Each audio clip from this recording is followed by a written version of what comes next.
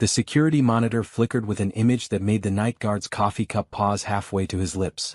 A small figure in pink pajamas moved through the marble hallway of the Harrison Mansion's west wing. It was 11:47 p.m. on a Tuesday, and 6-year-old Zuri Washington was walking barefoot toward the mahogany double doors of the master study. This was the fourth night in a row. The guard reached for his radio, then stopped. He'd reported this 3 times already. Each time Mr. Harrison had simply said, "Let her be." But something about tonight felt different. The child moved with more purpose, her small hand reaching up to turn the brass doorknob with surprising confidence. Inside the study, Julian Harrison sat behind his grandfather's desk, reviewing quarterly reports that blurred together after 14 hours of meetings. At 36, he owned 17 hotels across 3 continents, employed over 4,000 people, and lived alone in a house with 42 rooms. The irony wasn't lost on him. The door creaked open. Julian looked up to find large brown eyes staring at him from the doorway. Zuri Washington stood perfectly still, her dark curls wild around her face, her small hands clutching a worn teddy bear. She didn't speak. She just watched him with an intensity that seemed impossible for someone so young. "Hello, Zuri," Julian said gently, setting down his pen. "Does your mother know you're here?" The child shook her head slowly. "I see." Julian leaned back in his leather chair, considering his options. He could call for the head of staff, wake up Gabrielle Washington, make this into an incident. Or he could handle it differently. "Would you like to come in?" Zuri nodded and stepped inside, her bare feet silent on the Persian rug. She walked directly to the leather sofa near the fireplace and sat down, still watching him. The behavior was strange, yes, but not threatening. Just deeply unusual. Julian had noticed her before, of course. Hard not to notice a child in a house that hadn't heard a child's voice in decades. But over the past week he'd seen her everywhere. In the garden when he took his morning coffee. Outside the library when he selected his evening reading. Lingering near the kitchen door when he discussed menus with the chef. Always watching. Always silent. Always there. "Can you tell me why you follow me?" Julian asked, keeping his voice soft and non-threatening. Zuri's eyes filled with tears, but she didn't cry. She just stared at him with a look so full of longing it made his chest ache. Then she whispered 2 words that changed everything. "You're safe." Before Julian could respond, rapid footsteps echoed in the hallway. Gabrielle Washington burst through the study door, her blue cotton nightgown covered by a gray cardigan, her natural hair pulled back in a hasty ponytail. Relief and terror warred on her beautiful face when she saw her daughter. "Zuri." Gabrielle rushed forward, scooping the child into her arms. "Oh baby, you can't keep doing this." She turned to Julian, tears streaming down her brown cheeks. "Mr. Harrison, I am so sorry. I don't know what's gotten into her. I woke up and she was gone again. I've tried everything, locks on the door, sleeping in her bed with her, but she still finds ways to." "Mrs. Washington." Julian stood, raising a hand to stop her spiral of apologies. "Please sit down. Both of you." Gabrielle hesitated, clutching Zuri closer. In the 3 weeks she'd worked for Julian Harrison, she'd been nothing but professional, keeping perfect boundaries between employer and employee. But those boundaries shattered the moment her daughter started this bizarre behavior. "I'm not angry," Julian continued, gesturing to the sofa. "But I think we need to talk about what's really happening here." Gabrielle slowly sat, settling Zuri on her lap. The child immediately turned to watch Julian again, those big eyes never wavering. Gabrielle's hands trembled as she smoothed her daughter's curls. "I'll pack our things tonight," Gabrielle said quietly, her voice breaking. "I understand you can't have staff who can't control their children. I'm sorry we've been such a problem." "No." The word came out firmer than Julian intended. He softened his tone. "No one is packing anything. I meant what I said. I want to understand what's happening. Zuri said something interesting just before you arrived. She said I'm safe. What does that mean?" Gabrielle's eyes widened.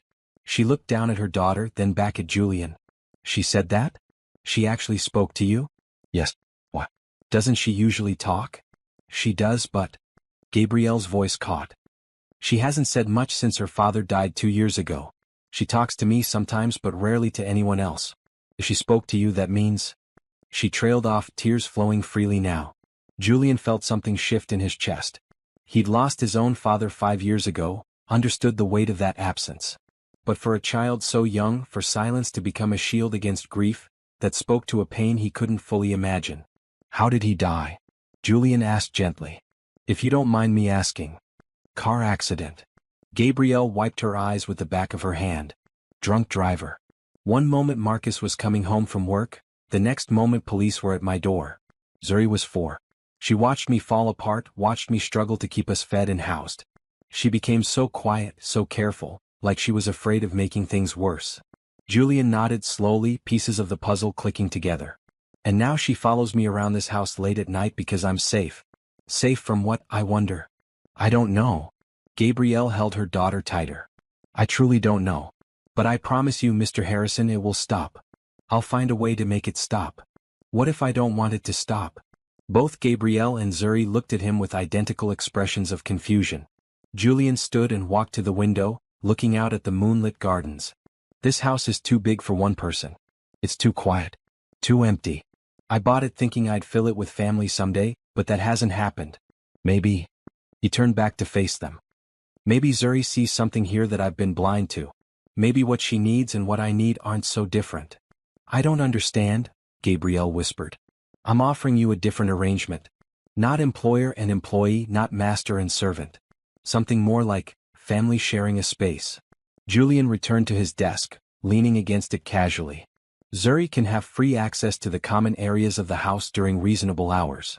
I'll set up a proper bedroom for her near yours. She can join me for meals if she wants. And in exchange, you let me figure out why she feels safe with me. Mr. Harrison, I can't accept that. It's too much. You've already been so generous with the salary and the housing, and now this? People will talk. Your staff already whispers about us. Let them whisper.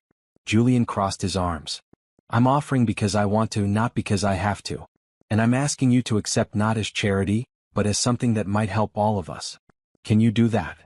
Gabrielle looked down at Zuri, who was still watching Julian with that same intense, unreadable expression. She thought about refusing, about maintaining dignity and distance. But she also thought about the light in her daughter's eyes, the first real interest she'd shown in anything since Marcus died. And she thought about Julian's words, "You're safe." Maybe they both needed to feel safe. Okay, Gabrielle said finally. We accept. And thank you. Really, truly thank you. Zuri smiled for the first time in weeks. What would you do if you discovered a child following you through your home every night? Would you be angry, scared, or curious? Drop your thoughts in the comments below and hit subscribe to see how this mysterious story develops. This family's journey will touch your heart in ways you never expected. 3 weeks earlier, Gabrielle Washington had stood outside the Harrison estate gates with a crumpled newspaper ad in her hand and a prayer on her lips. The ad had been simple: seeking experienced household manager. Live-in position. Generous salary. References required. The address led her here, to iron gates that probably cost more than every apartment she'd ever lived in combined. Beyond the gates, a circular driveway wound through manicured lawns toward a 3-story mansion that looked like something from a movie. Pale stone, tall windows, actual turrets. Who lived in a house with turrets? Apparently Julian Harrison did. Gabrielle clutched Zuri's hand tighter as they walked through the gates after the security guard checked their names on his list. Her previous employer, the elderly Mrs. Patterson, had moved to Florida to be near her daughter. The reference letter in Gabrielle's bag was glowing, but references didn't pay rent. She had 2 weeks before their apartment lease expired and nowhere else to go. Mama, it's pretty, Zuri whispered, her first words all morning. She pointed at roses climbing a trellis near the front entrance. It is pretty, baby. But remember what we talked about? You need to be very quiet and very still during Mama's interview. Can you do that for me? Zuri nodded solemnly and clutched her worn teddy bear closer. A woman in a crisp gray suit answered the door before Gabrielle could knock. She was in her 50s, with silver-streaked black hair pulled into a severe bun and sharp eyes that took in every detail of Gabrielle's carefully pressed blue dress and Zuri's green cotton jumper. Mrs. Washington? I'm Mrs. Chin, head of household staff. You're 15 minutes early. Yes, ma'am. I apologize if that's a problem. The bus schedule? It's fine. Come in. Mrs. Chin stepped aside, her expression softening slightly when she looked at Zuri. And this is my daughter, Zuri. I'm sorry for bringing her. I couldn't find a sitter on such short notice, but she'll be very quiet. She won't be any trouble. Mrs. Chen's lips pressed into a thin line.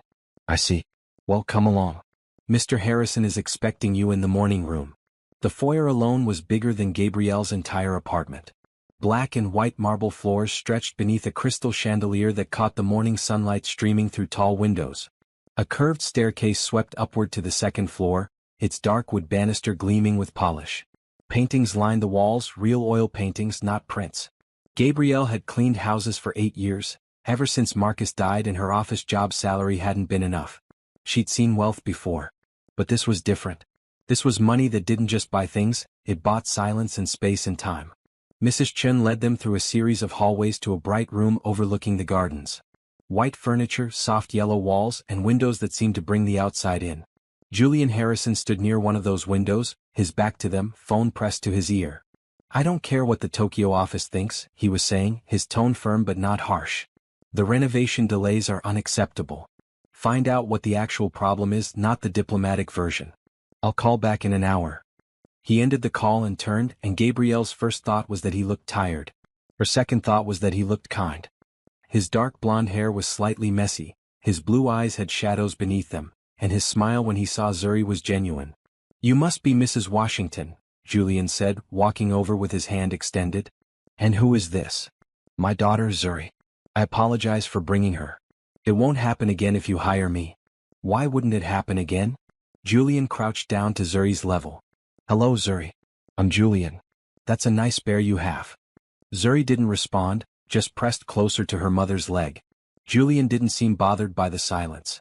He stood back up, gesturing to the chairs. "Please sit. Mrs. Chin, could you bring some juice for Zuri? And those cookies the chef made this morning?" "Mr. Harrison," Mrs. Chin said carefully, "we discussed the requirements for this position. Live-in means the staff quarters, which are not suitable for children. Then we'll make them suitable." "How hard is that?" "It's not just the space. A child in the house changes the entire dynamic. Security considerations, noise, disruption to routine." "Mrs. Chen." Julian's voice remained pleasant but took on a quality that suggested he wouldn't be argued with.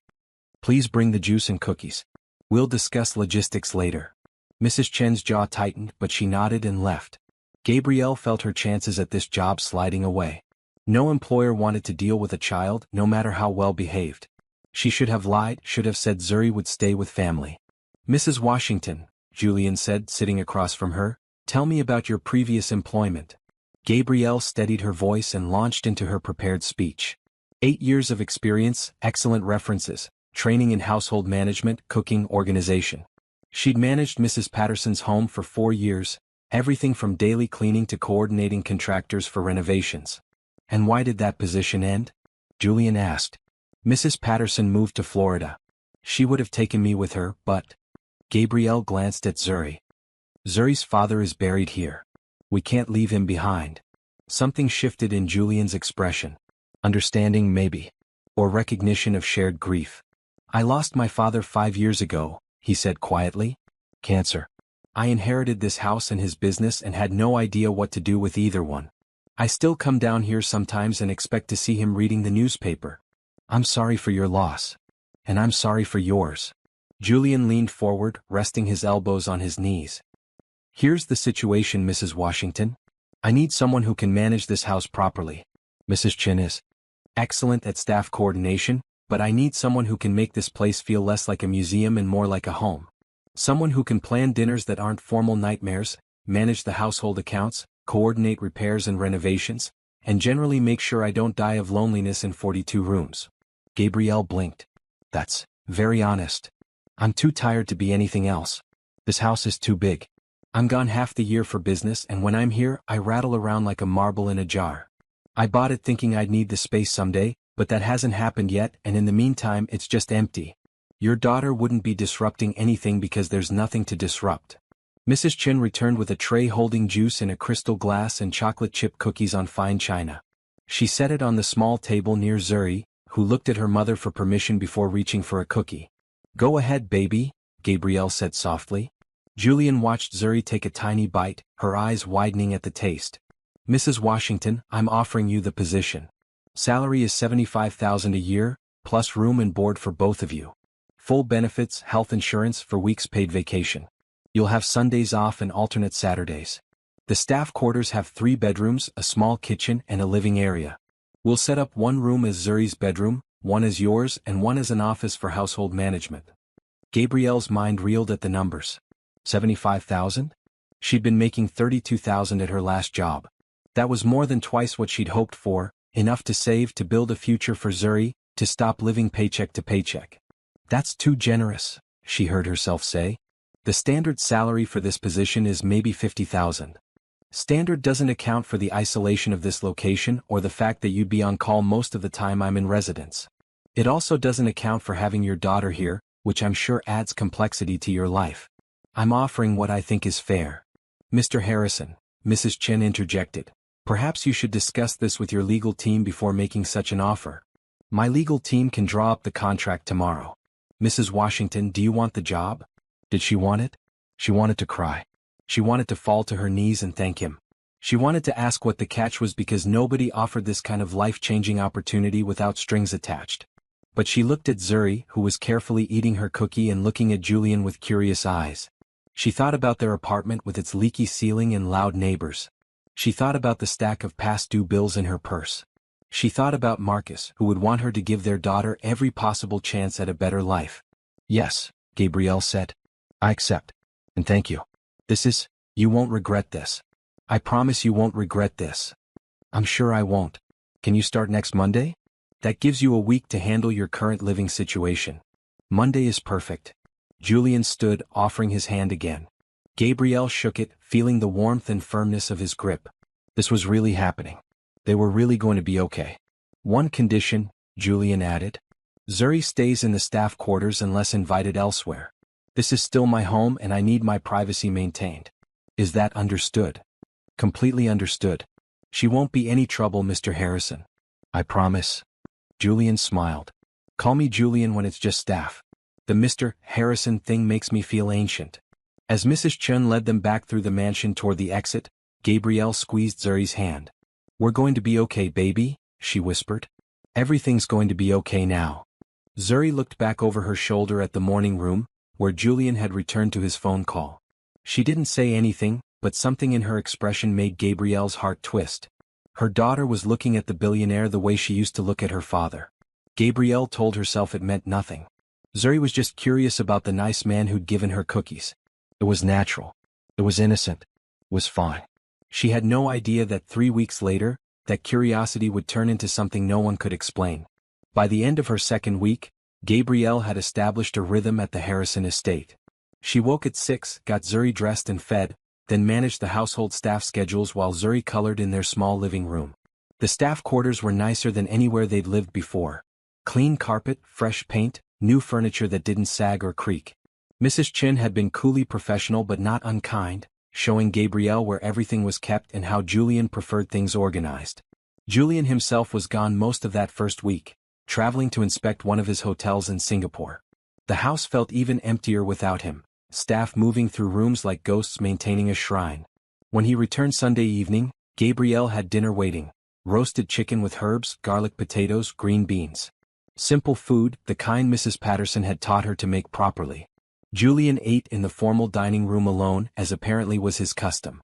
Gabrielle had offered to set up something less formal, maybe the breakfast nook or the morning room, but Mrs. Chen insisted this was how things were done. Gabrielle didn't push. Not yet. She was still too new, too uncertain of her place here. That night, Zuri woke from a nightmare. Gabrielle held her daughter as she cried, rocking her the way she had since Marcus died. The nightmares came less frequently now, but they still came. Dreams of car crashes, of daddy not coming home, of being alone forever. Sure, baby. Mama's here. You're safe. Can we go see the roses? Zuri whispered after her tears stopped. The pretty ones by the door? Gabrielle glanced at the clock. 8:30. Not terribly late, and fresh air might help Zuri settle. Okay. But just for a few minutes and then straight to bed. They slipped on shoes and light jackets, leaving their quarters through the back entrance that led to the service areas. Gabrielle had memorized the staff corridors quickly, the hidden passages that let them move through the mansion without disturbing the main areas. But Zuri had other ideas. This way, Mama. She tugged Gabrielle's hand toward the main hallway instead of the back exit. No, sweetie. We use the other doors, remember? These are Mr. Harrison's spaces. But the roses are that way. Zuri pointed toward the front of the house. She was right, of course. The climbing roses were near the main entrance, not accessible from the service exits. Gabrielle hesitated, then decided it would be fine. They'd be quick, and Julian was probably working in his study anyway. You never know they were there. They walked through marble hallways lit by soft sconces, their footsteps echoing slightly. Zuri's hand was warm in hers, her daughter's tension easing as they moved. When they reached the foyer, Gabrielle opened the heavy front door just enough for them to slip through. The evening air was cool and smelled of jasmine. The roses climbed their trellis in shades of pink and cream, petals glowing in the security lights. Zuri reached out to touch one gently, careful not to disturb it too much. "Pretty?" she whispered. "Very pretty. Your daddy would have liked these roses. Remember his little garden behind our old house?" Zuri nodded. Marcus had grown tomatoes and basil, nothing fancy, but he'd been proud of it. He'd let Zuri water the plants every evening, teaching her to be gentle, to care for growing things. "I miss Daddy," Zuri said softly. "I know, baby. I miss him too." They stood there together, mother and daughter, breathing in the night air and trying to hold on to memories that faded a little more each day. Gabrielle didn't notice the window above them, didn't see Julian standing there watching them with a thoughtful expression. But Zuri did. She looked up and met Julian's eyes through the glass. He didn't turn away or close the curtain. He just nodded at her slightly, a simple acknowledgement of her presence. Zuri nodded back. Something passed between them in that moment, something Gabrielle wouldn't understand until much later. The next morning, Zuri disappeared during breakfast. Gabrielle was in the kitchen discussing grocery orders with the chef when she realized her daughter wasn't in their living room where she'd left her with crayons and paper. She checked their bedrooms. Empty. She checked the service corridors. Empty. Panic started to rise in her chest. "Zuri," she called, trying to keep her voice calm. "Baby, where are you?" She found her daughter in the library. The room was 2 stories tall with floor-to-ceiling shelves accessible by rolling ladders. Morning sunlight streamed through stained glass windows, casting colored patterns across the oriental rugs. And there, in the center of it all, sat Julian in a leather armchair reading the newspaper, with Zuri cross-legged on the floor nearby looking at a picture book. "I'm so sorry," Gabrielle rushed to say. "Zuri, you know you're not supposed to be in here. Come on back to our rooms." "She's fine," Julian said without looking up from his paper. "I found her studying the books on the lower shelves. She's got good taste. That's a first edition of Where the Wild Things Are she's looking at. Still, she shouldn't be bothering you." "She's not bothering me. She's been completely quiet for 20 minutes. That's more than I can say for most adults I know." Gabrielle didn't know what to say to that.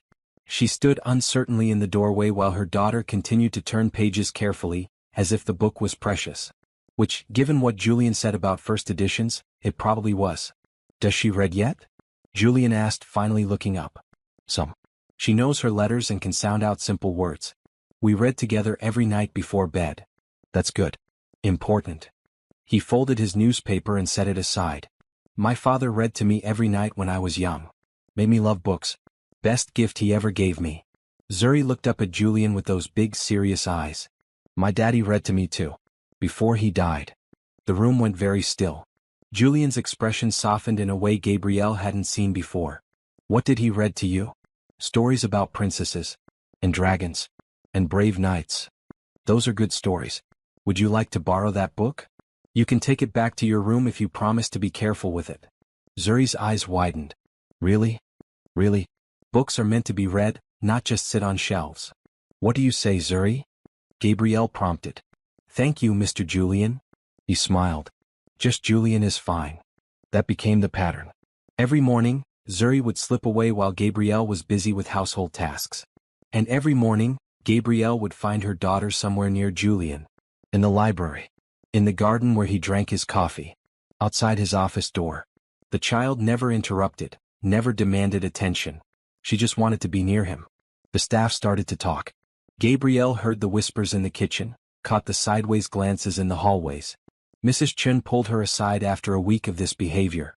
"You need to control your daughter," the older woman said, her tone not unkind but firm. "Mr. Harrison may be tolerant now, but this behavior is inappropriate. The child follows him everywhere. It's strange." "I know. I've tried everything. Talking to her, disciplining her, keeping her occupied with activities. She always finds a way to." "To what?" "Stalk him through his own home." The word stalk made Gabrielle flinch. "It's not like that. She's just a little girl who lost her father. Maybe she sees something in Julian that reminds her of what she lost. And that's exactly why it needs to stop. She's projecting her grief onto her mother's employer. That's not healthy for anyone involved. Mrs. Chin was right, of course. Gabrielle knew it. But every time she tried to keep Zuri away, her daughter became distressed in ways she hadn't been in months. The nightmares increased. She stopped eating as much. The silence that had been lifting started to settle back in. Gabrielle was caught between protecting her job and protecting her daughter's fragile mental health. She didn't know which choice was right. Then Julian left gifts. The first was a coloring book. Gabrielle found it on the small table in their living room with a note. Thought Zuri might like this. J. The second was a set of watercolor paints with brushes and thick paper. No note this time, but Gabrielle knew where they came from. The third was a stuffed bunny, soft and white, with long ears and a pink nose. Zuri clutched it like she'd clutch a lifeline. Why is he doing this? Gabrielle asked Mrs. Chen. I don't understand. The older woman's expression softened slightly. Mr. Harrison is a kind man. Too kind sometimes. His fiancée left him 3 years ago because she said he cared more about strangers than building a life with her. She wasn't entirely wrong. He gives away half his income to charities, visits children's hospitals in every city he does business in, and once flew to Alaska to personally deliver supplies to a remote village after a storm. So yes, he's leaving gifts for a sad little girl. That's who he is. That night, Gabrielle sat Zuri down for a serious conversation. Baby, we need to talk about Mr. Julian. Zuri hugged her new bunny and waited. You can't keep following him around. I know you like him and I know he's been very kind to us. But this is his house and he needs his privacy. Can you understand that? He doesn't mind, Zuri said softly. He told me. He told you what? That I could come see him whenever I want. That the house is big enough for both of us. Gabrielle felt her control of the situation slipping away entirely. When did he tell you this? This morning. In the garden. He was reading and I sat on the bench near him, and he said I was good company because I didn't try to fill silence with words. This was getting out of hand. Gabrielle needed to talk to Julian directly, needed to set proper boundaries before this became a real problem. She waited until after dinner, when she knew he'd be in his study, and knocked on the door with her heart pounding. Come in. Julian was at his desk, laptop open, but he closed it when she entered. Mrs. Washington. Is everything all right? We need to talk about Zuri. All right. Sit down. Gabrielle sat, gathering her thoughts. I appreciate everything you've done for us. The job, the housing, the kindness you've shown my daughter. But I'm worried this situation is becoming inappropriate. Zuri follows you everywhere, and while you say you don't mind, I'm concerned about boundaries. About what people might think. About what's healthy for her. Julian listened without interrupting, his expression thoughtful. When she finished, he leaned back in his chair. What does Zuri say when you ask her why she follows me? She doesn't really explain.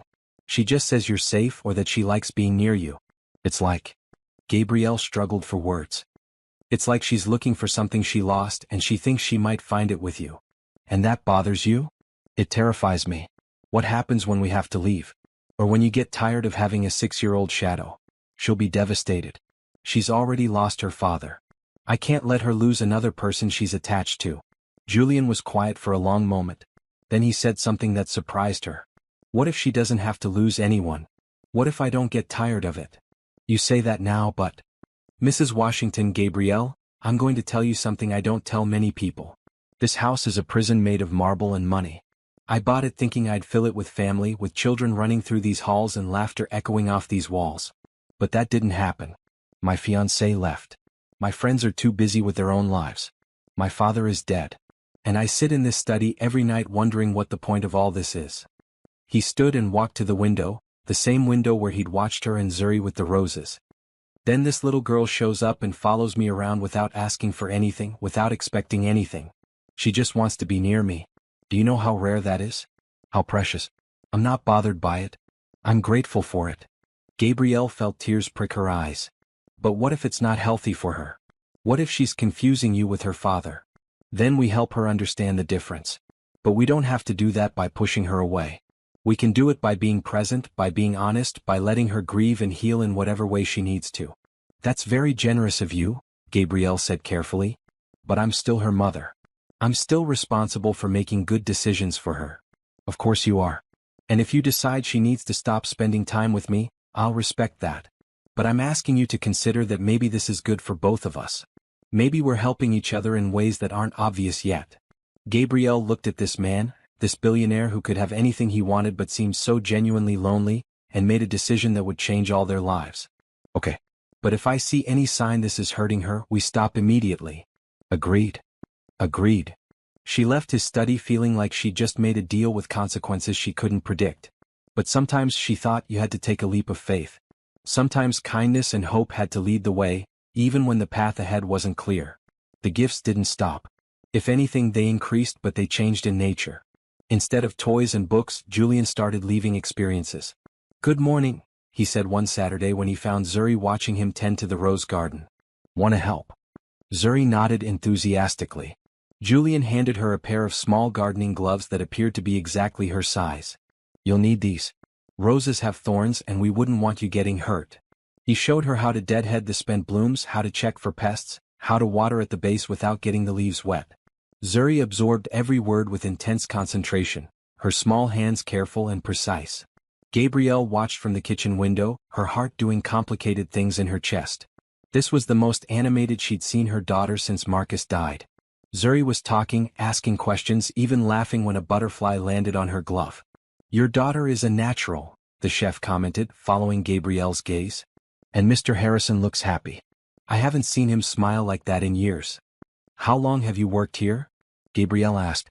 6 years. Since Mr. Harrison Sr. was still alive. This house was different then. Full of people and parties and life. After the old man died and the fiancée left, it became a mausoleum. "Mr. Harrison rattles around here like a ghost. He told me he's lonely. Desperately. But he's also stubborn about fixing it. He could remarry, have children of his own, fill these rooms properly. But he says he's too busy, too focused on the business. I think he's just afraid of being hurt again." Gabrielle filed that information away, adding it to the picture forming in her mind of who Julian Harrison really was beneath the wealth and the loneliness. That evening, something unprecedented happened. Julian knocked on their quarters door. Gabrielle opened it to find him standing there in jeans and a green sweater, looking more casual than she'd ever seen him. I hope I'm not intruding, but I wanted to ask if you and Zuri would join me for dinner tonight. Not in the formal dining room. I thought maybe we could eat in the breakfast nook. Something less stuffy. You want us to eat with you?" Gabrielle couldn't hide her surprise. "If you're comfortable with it. I realized I never actually have dinner with people anymore. I just eat alone while staff serves me. It seems ridiculous." "We'd love to," Gabrielle said before she could overthink it. "What time?" 7? And dress casually.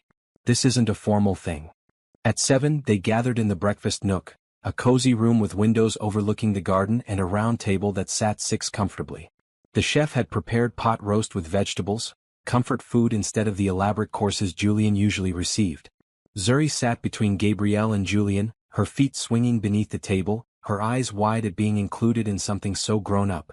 "So Zuri," Julian said, passing her the basket of rolls. "Your mom tells me you're learning to read. What's your favorite book so far?" Zuri thought carefully before answering. "The one about the wild things. The boy in the wolf suit who goes to where the wild things are. That's a good one. Do you know why I like that book?" She shook her head. "Because Max gets to be angry and wild and scary, but then he gets to come home to where someone loves him. Sometimes we all need to be wild things, but it's nice knowing there's always a home to come back to." Gabrielle felt her throat tighten. Was that what Julian was? A wild thing looking for home? "Did you have a home when you were little?" Zuri asked. "I did. This one actually. I grew up in this house. My father raised me here after my mother died." "How old were you when she died?" 5.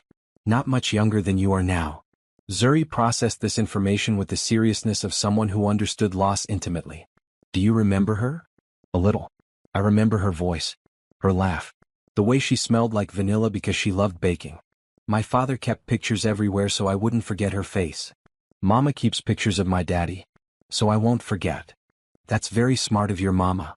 Gabrielle blinked back tears as she watched this wealthy, powerful man connect with her daughter over shared grief.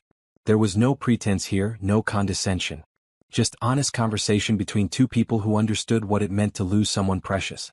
"Julian," Gabrielle said softly, "tell us about your hotels." Zuri's never stayed in a hotel before. His face lit up. "Really? Well, we'll have to fix that. But let me tell you about the first one I ever built." He told them stories about architectural mishaps and design triumphs, about the hotel in Tokyo with rooms so small you had to be creative with space, and the resort in Bali where monkeys kept stealing supplies. He made Zuri giggle with tales of difficult guests and made Gabrielle laugh with his imitations of snooty critics. For the first time in 3 years the breakfast nook felt alive. After dinner, Julian surprised them again. "I have something for you both. Follow me." He led them to a room Gabrielle hadn't been in before, a sitting room on the second floor that connected to the main library. Inside, 2 armchairs sat near a fireplace with a small table between them. But what caught Gabrielle's attention was the new addition, a child-sized reading nook built into the corner with soft cushions, a small bookshelf, and a lamp shaped like a crescent moon. "I thought Zuri might like her own space for reading," Julian explained. "The cushions are comfortable, and I had the library shelves reorganized so all the children's books are on the bottom 3 shelves where she can reach them. This room connects to the library so she can access both spaces easily." Zuri ran to the nook and climbed in, her face glowing with delight. She touched the soft blue cushions, the moon lamp, the carefully selected books. "For me? Really? Really? You're welcome here anytime. Both of you are." Gabrielle couldn't speak around the lump in her throat. She'd expected employment, a paycheck, a place to live. She hadn't expected this generosity that went beyond money into the realm of genuine care. "Julian, this is too much," she finally managed. "It's not enough," he said quietly. "You're both living in this house but existing on the edges like you don't belong. I want you to feel like you belong. Like this is home, not just a workplace." "Why?" The question came out before Gabrielle could stop it. "Why do you care so much?" Julian looked at Zuri, who was already pulling books from the shelf to examine them. "Because I know what it's like to be a lonely child in a big house. I know what it's like to lose a parent too young. And I know what it's like to have wealth but no family to share it with. If I can make this place less lonely for her and maybe for you too, then maybe it becomes less lonely for me as well. Is that selfish?" "No," Gabrielle whispered. "That's human." He smiled, and for a moment he didn't look like a billionaire at all. He just looked like a man who wanted connection, who wanted meaning, who wanted to matter to someone. Over the following days, the pattern continued.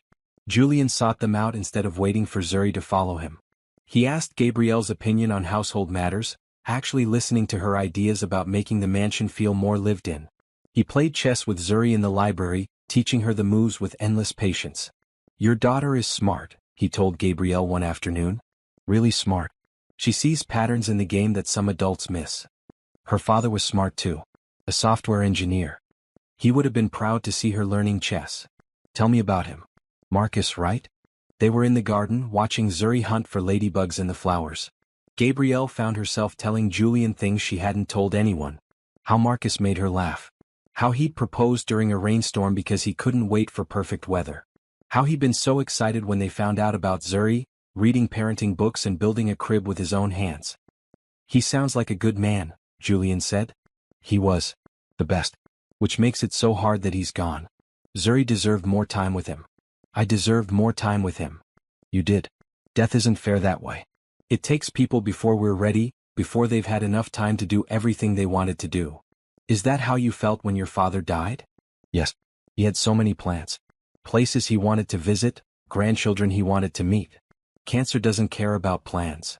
They sat in comfortable silence, 2 people who understood that grief never really ended, it just became part of who you were.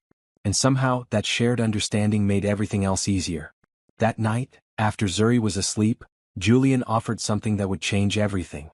"I want to pay for Zuri's education," he said. They were having tea in the morning room, a habit that had developed over recent evenings. "Private school, college, whatever she needs. She's too bright to be limited by circumstance." Gabrielle's first instinct was to refuse. This was too much, too generous, too likely to create obligations she couldn't fulfill. But then she remembered Julian's words. Accept help graciously, let people be kind, believe that hope and love should lead. "I don't know how to thank you," she said, tears streaming down her face. "You already have. You've let me be part of her life. You've let me matter to someone again. That's worth more than you know. You matter, Julian. You matter so much." Something passed between them in that moment, something electric and terrifying and full of possibility. Gabrielle saw it in his eyes, not just loneliness but longing. Not just kindness but something deeper. She wasn't ready for that. Not yet. Maybe not ever. But she also couldn't deny the way her heart beat faster when he smiled, or the way her thoughts lingered on him long after their conversations ended. This was dangerous territory, falling for your employer, falling for someone so far out of your league. But maybe, just maybe, league didn't matter when two people recognized each other's lonely hearts and decided to be brave enough to connect. The spring rains came early that year, turning the gardens into a watercolor painting of green and gray. Zuri pressed her face against the window of their quarters, watching rain slide down the glass in silvery rivers. "Can't go outside today, baby," Gabrielle said, reviewing the household accounts on her laptop. Julian had asked her to take over financial management, saying she had a better eye for unnecessary expenses than he did. The trust implicit in that request still made her stomach flutter. "But the roses need water," Zuri protested. "The rain is watering them. That's nature's way." Zuri accepted this with her usual seriousness. "Mama, can I go to my reading spot?" Gabrielle checked the time. 9 in the morning. Julian would be in his main office on a conference call with his Hong Kong team. The library would be empty. "Okay. But stay in the reading nook. Don't disturb anyone." "I won't." 20 minutes later, Gabrielle's phone rang. Julian's name on the screen. "Hello. Can you come to the library? Bring an umbrella." The request was so strange she didn't question it, just grabbed an umbrella from the hall closet and headed upstairs. She found Julian and Zuri standing near one of the tall windows, both pointing at something outside. "What's wrong?" Gabrielle asked. "Nothing's wrong. Look." Julian gestured to the garden below. A family of deer stood in the rain, 3 does and 2 fawns, grazing on the grass near the rose beds. The fawns were tiny, their legs still wobbly, their spots bright against their brown coats. "They're beautiful," Gabrielle breathed. Zuri spotted them from her reading nook. "I was passing through when she called out. I thought you'd want to see." They stood together in silence, watching the deer move through the rain. Zuri pressed against Julian's side naturally, and he rested a hand on her shoulder just as naturally. The gesture was so casual, so comfortable, it made Gabrielle's chest ache. This was what a family looked like. This was what Zuri had lost when Marcus died. And now she was finding it again, but with someone who wasn't family, who couldn't be family, who would eventually move on with his life and leave them behind. Gabrielle needed to be more careful. She needed to protect her daughter's heart. But then Julian looked at her over Zuri's head, and his expression was so full of genuine happiness that Gabrielle's protective instincts wavered. Maybe this wasn't about protection. Maybe this was about trust. "Gabrielle," Julian said later, after Zuri had gone back to her reading, "can we talk?" They settled in his study with coffee and the rain drumming against the windows. Julian seemed nervous, which was unusual for someone who negotiated million-dollar deals without flinching. "I want to tell you something about why I never married," he began. "Why I'm 36 and living alone in this enormous house." Gabrielle waited, sensing this was important. "I was engaged 3 years ago. Victoria. We'd been together for 2 years and everyone said we were perfect for each other. Same background, same social circle, same everything. I thought I loved her. I think she thought she loved me. What happened? I took her to a children's hospital. One of the ones I donate to. I wanted her to see why the charity work mattered to me, why I couldn't just write checks and forget about it. We spent the day with kids fighting cancer, kids who might not see next Christmas. And I loved it. Loved talking to them, playing games with them, reading to the ones too sick to get out of bed." He paused, his jaw tightening. "Victoria hated it. She said it was depressing, that I was too emotionally involved, that I needed to maintain proper distance from charity cases. She used those exact words. Charity cases. These were children fighting for their lives and she called them cases." "Oh, Julian." I saw her clearly for the first time. Saw that she didn't actually care about people, just about status and appearances and being the wife of someone wealthy. When I ended the engagement, she told me I'd never find anyone willing to put up with my bleeding heart. That I cared more about strangers than building a real life. She was wrong. Was she? I'm 36 and alone. Maybe she was right. Gabrielle set down her coffee cup carefully. "Julian, you're alone because you have standards. Because you believe wealth comes with responsibility. Because you see people as people, not as charity cases or social connections. That's not a flaw. That's who you are, and it's beautiful."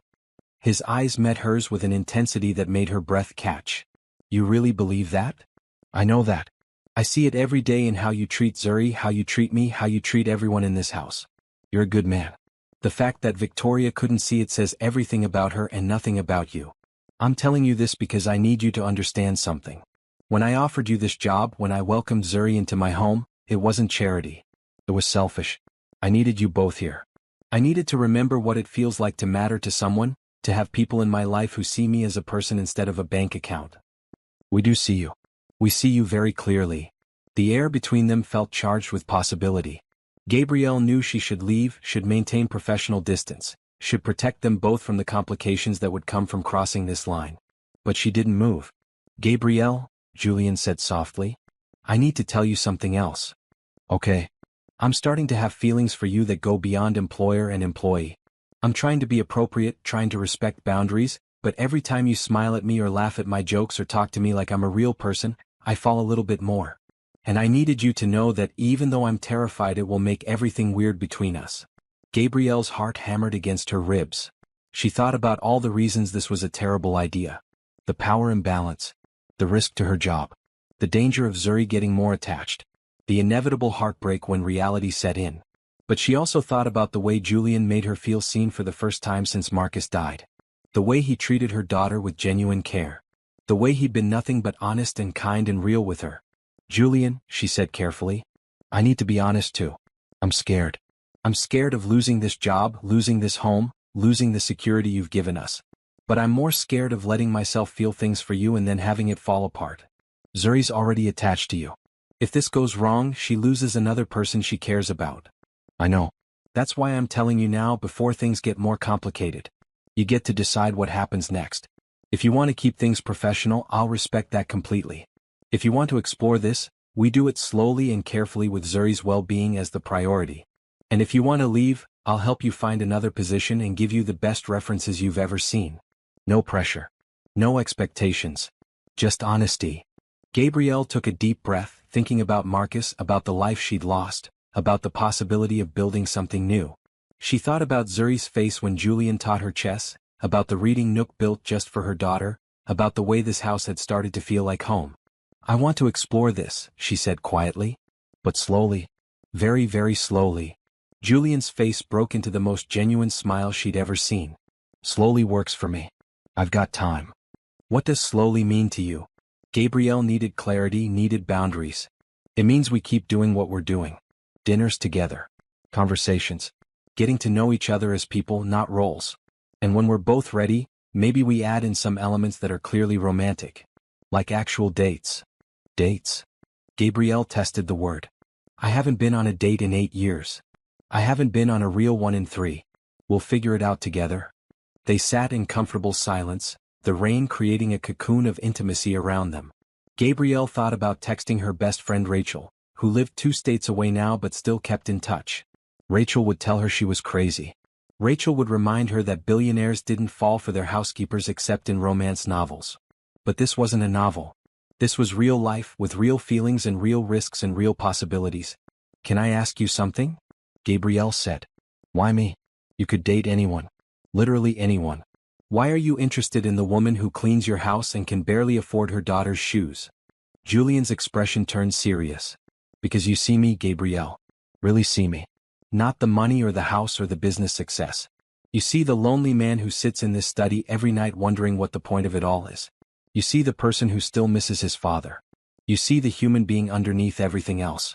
And you're not impressed by the wealth. If anything, you're intimidated by it, which means you want me for me, not for what I can give you. That's not entirely true. I do want what you can give me. I want this job, this home, this security for Zuri. I'm not noble enough to pretend those things don't matter. But you didn't pursue me for them. You tried to keep your distance, remember? You told Zuri to stay in your quarters. You maintained professional boundaries until I broke them down. That matters. Gabrielle felt tears prick her eyes. I'm scared I'm going to screw this up. Then we'll screw it up together. But at least we'll be honest while doing it. That became their new normal. Dinners together every evening. Late-night conversations over tea. Julian teaching Zuri chess while Gabrielle worked nearby. Slowly, carefully they built something fragile and new. Mrs. Chin noticed, of course. She pulled Gabrielle aside one morning in the kitchen. I see what's happening between you and Mr. Harrison. Gabrielle braced herself for judgment or warnings about knowing her place. I'm glad, Mrs. Chin said instead. I was wrong about you and your daughter. This house needed life. It needed people who care. Mr. Harrison is happier than he's been in years. Just promise me you'll be careful with him. He acts tough, but his heart breaks easily. I promise. I'm being as careful as I know how to be. That's all anyone can ask. As spring turned toward summer, the possibility of happiness felt almost real. Julian took them to one of his hotels for a weekend, showing them the business side of his life. Zuri swam in the pool while Gabrielle and Julian sat under umbrellas and talked for hours about everything and nothing. I could get used to this, Gabrielle admitted, watching Zuri splash in the shallow end. Then let yourself get used to it. Let yourself believe this is real and lasting. What if it's not? What if we're fooling ourselves? Julian took her hand carefully, giving her time to pull away. She didn't? Then at least we tried. At least we were brave enough to risk it. That's more than a lot of people can say. Gabrielle squeezed his hand, letting herself hope. Letting herself believe that maybe, just maybe, kindness and love really could lead the way to something beautiful. Julian Harrison was not a man who left things to chance. He'd built his business empire through careful research, thorough analysis, and strategic planning. So when he found himself increasingly attached to a 6-year-old girl who followed him through his home, he did what he always did. He investigated. Not in an intrusive way. He didn't hire investigators or snoop through Gabrielle's private information. Instead he read psychology books about childhood attachment, articles about grief in children, research papers about the long-term effects of losing a parent young. He stayed up late reading studies on his tablet, making notes, trying to understand. What he learned both comforted and worried him. Children who lost a parent often sought attachment figures to replace what they'd lost. This was normal, healthy even as long as those figures were stable and appropriate. The concerning part was that Zuri had attached to him, someone who wasn't family, who had no permanent place in her life beyond employment relationships. He needed to talk to a professional. Dr. Sarah Patel had been his therapist for 4 years, helping him process his father's death and his failed engagement. She was in her 50s, wise and direct, with an uncanny ability to call him on his nonsense. "So you're calling me about a child," she said when he explained the situation over a video call. "That's new. Usually you call about business stress or loneliness. This is different. I need to understand if what's happening is healthy for her or if I'm being selfish by allowing it. Tell me about your interactions with her. Be specific." Julian walked Dr. Patel through everything. The late-night visits, Zuri's constant shadowing, the reading nook he'd built, the gifts, the dinners together. He expected judgment, but Dr. Patel just listened with a thoughtful expression. "And the mother? You're developing feelings for her?" "Yes. Strong feelings. Which is another complication. Julian, I'm going to be honest with you. This situation is complicated, but it's not inherently unhealthy. Children who've experienced loss often seek out attachment figures who make them feel safe. You've provided stability, kindness, and attention without demanding anything in return. That's actually quite healthy. But I'm not her father. I can't be her father. No one's asking you to be. You can be a positive male figure in her life without replacing her father. The key is making sure she understands the difference, and that requires honest communication appropriate to her age. How do I do that? You talk to her. You acknowledge her father openly. You encourage her to remember him.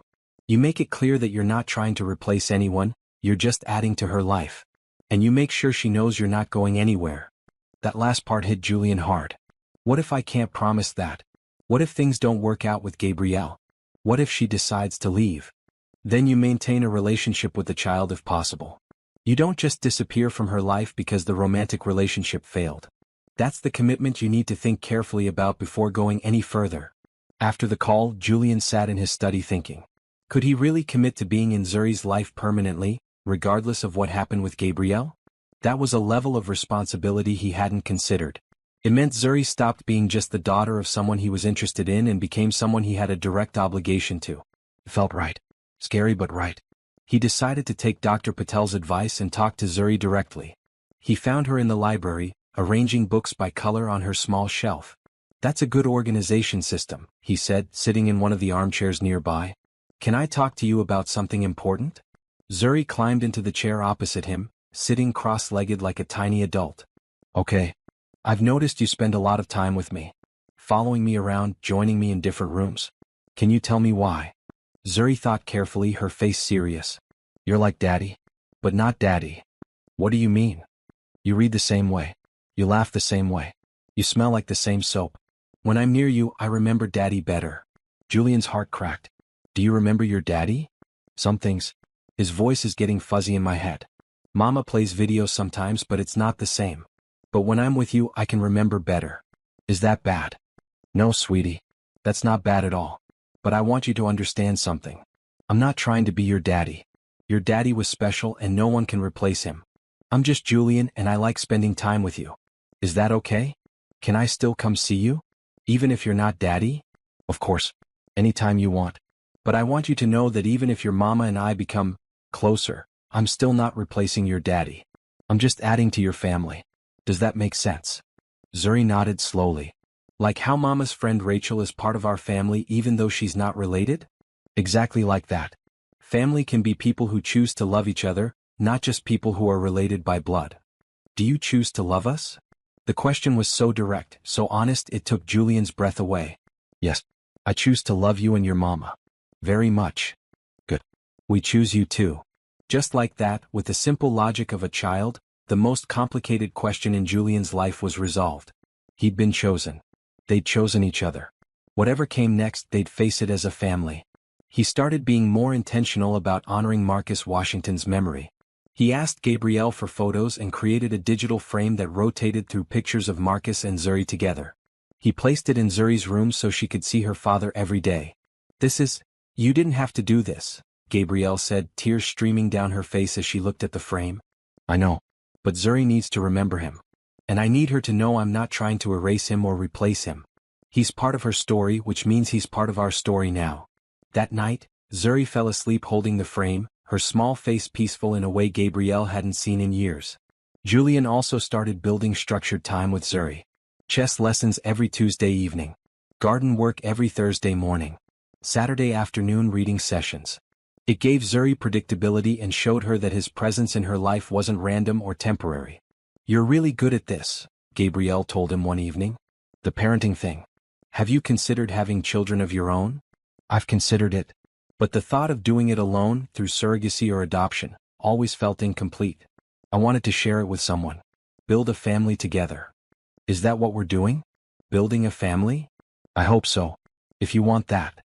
I want it. God help me, I want it so much. But I'm also terrified. Julian pulled her close and she let herself lean into his warmth. They were sitting in the garden on a bench overlooking the roses, Zuri asleep in their quarters after an exhausting day of play. I'm terrified too, Julian admitted. I've never been anyone's parent figure before. I'm making this up as I go along. But every time Zuri smiles at me or tells me about her day, or falls asleep with her head on my shoulder during our reading time, I think maybe I can do this. Maybe we can do this together. What if your family doesn't accept us? What if your friends judge you for dating the help? Then they're not really family or friends, are they? The people who matter will be happy I'm happy. The rest can think whatever they want. Have you told anyone about us? My therapist. And Mrs. Chin figured it out on her own. But I haven't announced it if that's what you're asking. I wanted to wait until you were comfortable, until we knew this was real and lasting. It feels real to me. It feels real to me too. They kissed for the first time in the garden that night, soft and tentative, like teenagers discovering something new. When they pulled apart, Gabrielle was smiling despite her tears. This is crazy, she whispered. The best things usually are. Over the following weeks, Julian integrated them more fully into his life. He introduced Gabrielle to his business manager as my partner in more ways than one. He took them to charity events, Zuri in a pretty red dress and Gabrielle in borrowed gowns from Julian's sister's closet. His sister Rebecca had been delighted to hear about the relationship and had immediately shipped a dozen designer outfits to the house. Julian never brings anyone to these things, Rebecca had said over video chat. This must be serious. It is, Julian confirmed, looking at Gabrielle with open affection. It's very serious. Good. You've been alone too long. Time to build the family you always wanted. But even as things progressed beautifully, Julian noticed Zuri's behavior intensifying instead of moderating. She followed him more closely, not less. She became anxious when he traveled for business, even for a day. She started having nightmares where he disappeared like her father had. Something's wrong, Gabrielle said one night after calming Zuri from another nightmare. This should be getting better, not worse. She has stability now, she has us both. Why is she more anxious instead of less? Julian didn't have an answer. But he knew they needed to find one, because Zuri's distress was real and growing. Whatever the little girl was afraid of, whatever she was trying to hold on to, it was bigger than attachment or grief. It was something deeper, something they hadn't uncovered yet. And until they understood it, they couldn't truly help her heal. Have you ever watched someone you love struggle with invisible pain? How do you help a child who can't explain what they're feeling? Share your thoughts below and subscribe to see how this family finally uncovers the truth that's been hiding in plain sight. You won't want to miss what happens next. Summer arrived with long golden evenings and the scent of roses heavy in the air. Gabrielle found herself laughing more, smiling more, feeling more like the woman she'd been before Marcus died. Julian had somehow managed to make her believe in possibilities again. Their first official date happened on a Wednesday evening. Julian had arranged for Mrs. Chen to watch Zuri, though the girl had been reluctant to let them leave. "Where are you going?" Zuri asked, her lower lip trembling slightly. "Just to dinner in the city," Julian explained, crouching down to her level. "We'll be back before bedtime.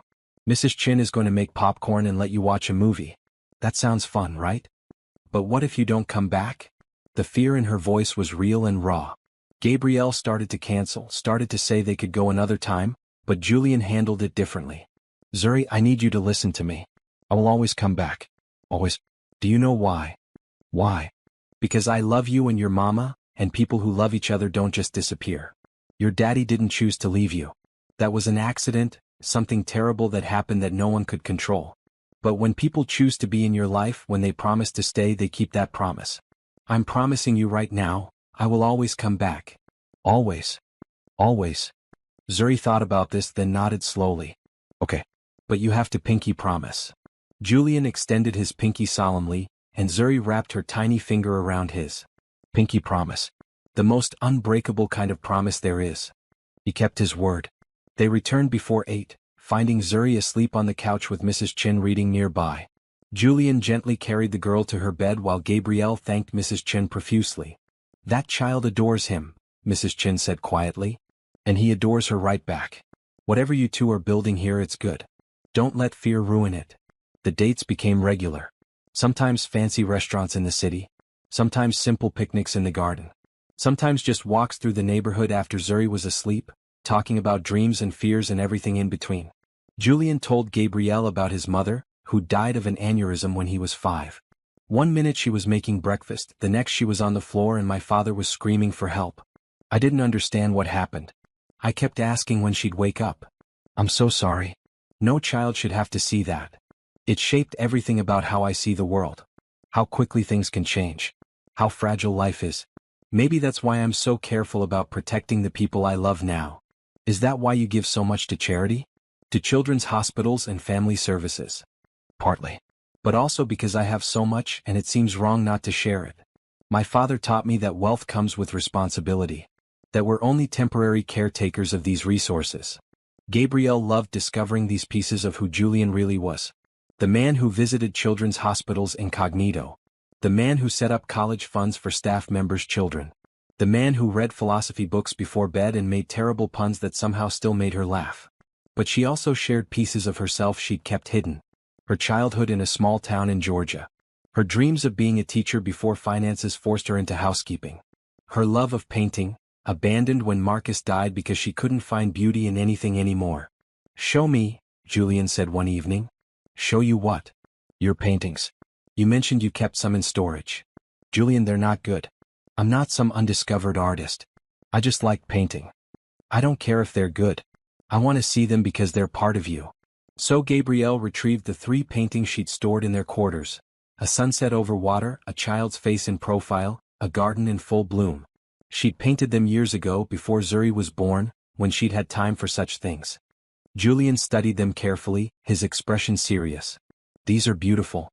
You have a real eye for color and light. You're just being nice." "I'm not. I know art, Gabrielle. I've been to every major museum in the world. These may not be professional level yet, but they show real talent." "Why did you stop?" "Because after Marcus died I couldn't see beauty anymore. Everything looked gray and sad. I tried to paint once, maybe 6 months after he died, and I just ended up crying." "And now? Can you see beauty now?" Gabrielle looked at him, at this kind man who'd somehow brought color back into her world, and nodded. "Yes, I can see it now." "Then paint again. I'll set up a studio for you in the East Wing. Good light, plenty of space. Paint for yourself, not for anyone else. Just to remember what it feels like to create something." "Julian, that's too much." Stop saying that. Stop telling me when something is too much. Let me give you things. Let me make you happy. Isn't that what people who love each other do? Well, he'd said it so casually, like it was an established fact rather than a terrifying declaration. Gabrielle's heart hammered against her ribs. You love me? She whispered. Julian's expression softened. Of course I love you. How could I not? You're brilliant and brave and beautiful. You make me laugh. You challenge me when I'm being ridiculous. You see the best in people even when they don't deserve it. And you're raising an incredible little girl who's become one of the most important people in my life. So yes, Gabrielle. I love you. Completely. I love you too. The words came out choked with emotion. I'm terrified, but I love you. Love is terrifying. It means giving someone the power to hurt you and trusting they won't. But I'm willing to be terrified if you are. They kissed in the garden under the stars, and for the first time since Marcus died, Gabrielle let herself believe in forever again. Not the same forever she'd had before, but a new one, built on honesty and trust and choosing each other every day. The next morning Julian made good on his promise. He had contractors transform a sunny room in the east wing into a proper art studio. Canvas stretched on wooden frames lined one wall. Brushes and paints filled cabinets. An easel stood near the windows, angled to catch the northern light. When did you have time to do this? Gabrielle asked, standing in the doorway with tears streaming down her face. I called yesterday after our conversation. Had everything rushed. I wanted you to see that I meant it. That I want you to have all the things you've given up. All the pieces of yourself you put aside. Gabrielle painted that afternoon for the first time in years. Zuri sat nearby, coloring in her books while her mother worked. The first painting was simple. The garden outside the window, roses in full bloom, butterflies dancing between flowers. It wasn't perfect. Her hand was out of practice, her color mixing uncertain. But it was joyful. It was alive. It was proof that she was healing. Julian found them at sunset. Paint splattered on Gabrielle's hands and Zuri's nose somehow covered in red marker. How's it going? He asked. It's perfect, Gabrielle said. Absolutely perfect. That night, they had dinner together as they always did, but something had shifted. They weren't just employer and employee anymore, weren't just dating tentatively. They were becoming a family, 3 people choosing each other despite all the logical reasons they shouldn't. I want to ask you something, Julian said after Zuri had gone to bed. They were in his study, Gabrielle curled up on the couch while Julian worked through emails. Okay. I have a business trip next month. Tokyo and Hong Kong, 2 weeks total. I'd like you and Zuri to come with me. Not as staff, as family. I want to show you both the world. Gabrielle's immediate instinct was to refuse. Too expensive. Too disruptive. Too much. But she caught herself, remembering Julian's words about letting him love her, letting him give them things. Zuri's never been on a plane before, she said instead. Then it'll be an adventure. I'll handle everything. Business class tickets, hotel suites, everything. We'll make a vacation out of it. I'll do my meetings and you two can explore. Then in the evenings we'll be together. Won't people talk? Your business associates. Let them. I'm not hiding you, Gabrielle. I'm not ashamed of this relationship. If anything, I want the world to know I'm the luckiest man alive. You're a billionaire who owns 17 hotels. Most people would say you're lucky because of that. Those people don't know what real wealth is. Real wealth is coming home to people who actually care if you're there. Real wealth is sitting in a study with someone who makes you laugh. Real wealth is tucking a little girl into bed and knowing she feels safe because you exist. Gabrielle moved to sit beside him, resting her head on his shoulder. When did you become so wise? I've always been wise. You just bring it out of me. They laughed together, comfortable in each other's presence. This was what Gabrielle had been afraid of losing when Marcus died. The easy intimacy of partnership, the joy of sharing daily life with someone who knew her completely. She'd thought that kind of love only came once. She'd been wrong. Over the following weeks, preparations for the trip consumed them. Julian insisted on buying Zuri a proper wardrobe for travel. Gabrielle tried to protest, but Zuri's excitement won out. They spent an afternoon shopping, Zuri trying on dress after dress, her face glowing every time she looked in the mirror. Mama, I look like a princess, she whispered, wearing a green sundress with white flowers embroidered along the hem. You are a princess, Julian said, crouching beside her. The most important princess in my kingdom. You're silly. You don't have a kingdom. Sure I do. It's called the Harrison Estate, and it has gardens and a library and a studio where your mama paints. And you're the princess of all of it. Zuri giggled and threw her arms around Julian's neck. I love you, Julian. I love you too, little one. Watching them together, Gabrielle felt her heart expand with so much love it physically hurt.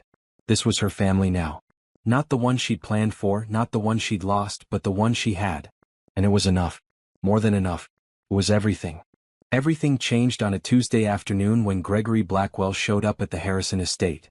Gabrielle was in the garden with Zuri when she heard raised voices coming from Julian's office. She tried to ignore it, tried to give Julian privacy for his business dealings, but something about the tone made her uneasy. Wait here, baby, she told Zuri. Color your picture. I'll be right back. She found Mrs. Chin hovering outside Julian's office, her face tight with disapproval. Who's in there? Gabrielle asked quietly. Mr. Blackwell. Julian's business partner from the Singapore office. He's... Mrs. Chin pressed her lips together. He's not a nice man. Through the door, Gabrielle could hear Julian's voice, tense and angry. You have no right to comment on my personal life. I have every right when your personal life affects business. The other voice was clipped and cold. You're making a fool of yourself, Harrison? Dating the help? Taking her to business functions? Do you have any idea how that looks? I don't care how it looks. Well, you should care. Our partners in Tokyo are concerned. They're questioning your judgment. And frankly, so am I. Gabrielle's stomach dropped. She should walk away, should let Julian handle this, but her feet stayed rooted to the floor. My relationship with Gabrielle has nothing to do with my business competence. It has everything to do with it. You're distracted. You're making emotional decisions instead of strategic ones. That hotel renovation in Bangkok? You approved a budget increase because the contractor needed to hire local workers instead of cheaper labor from outside. That's not smart business, Julian. That's you trying to be everyone's savior.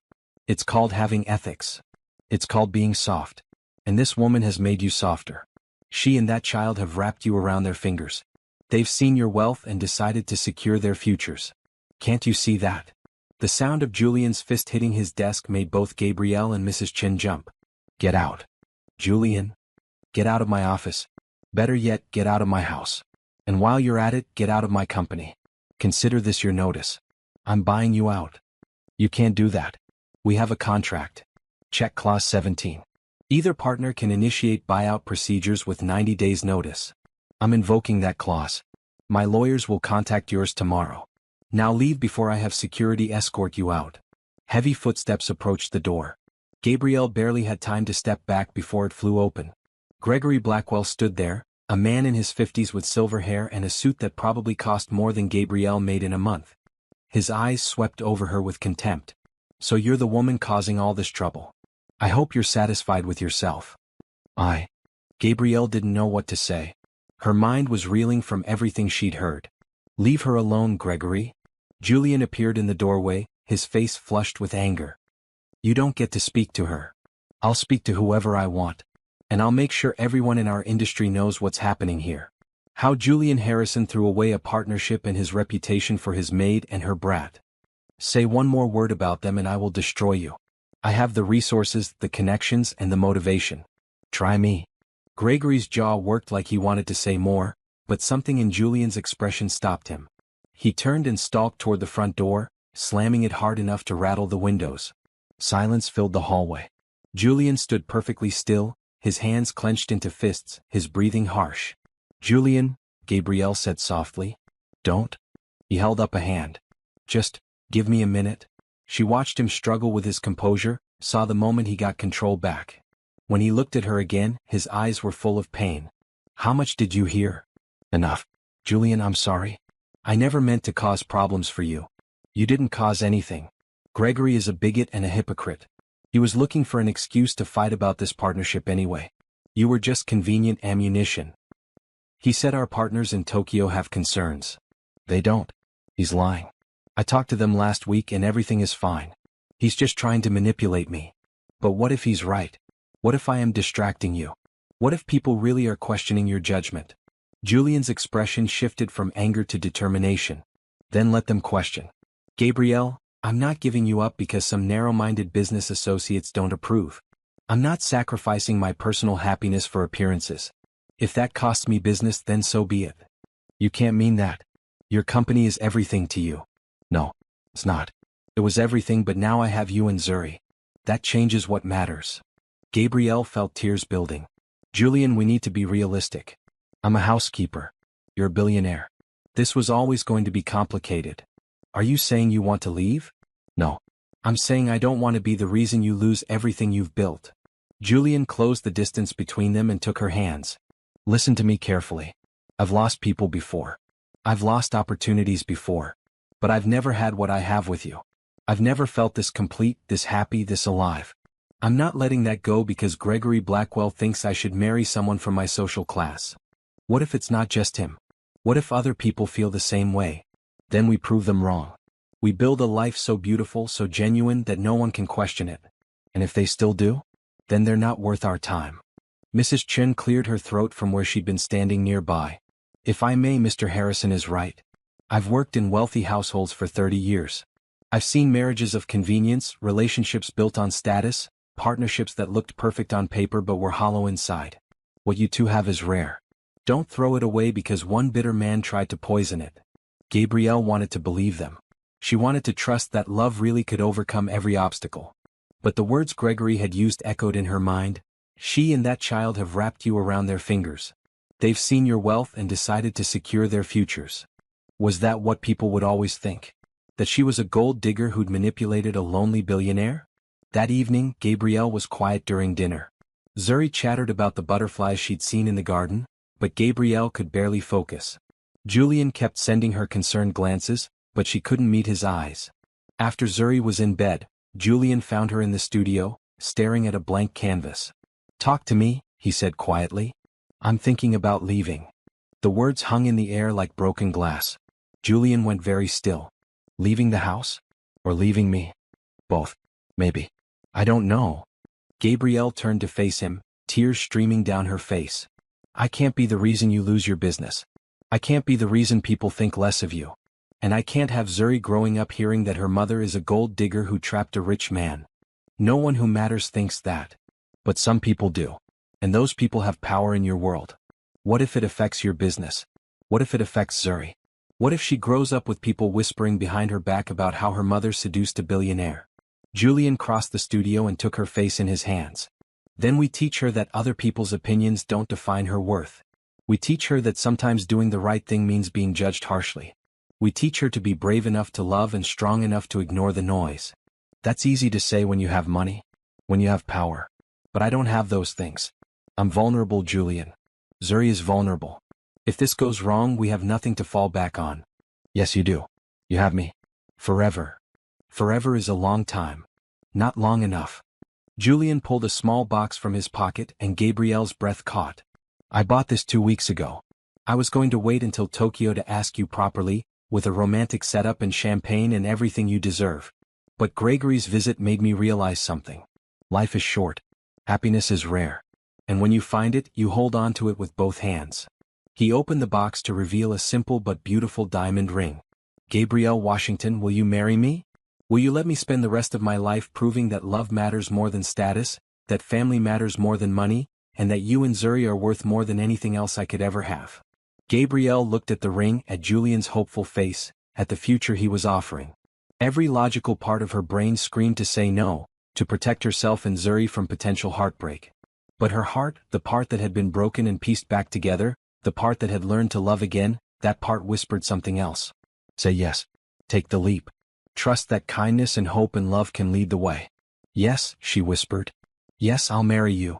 Julian slipped the ring on her finger, then kissed her with a passion that made her forget every doubt, every fear, every reason this shouldn't work.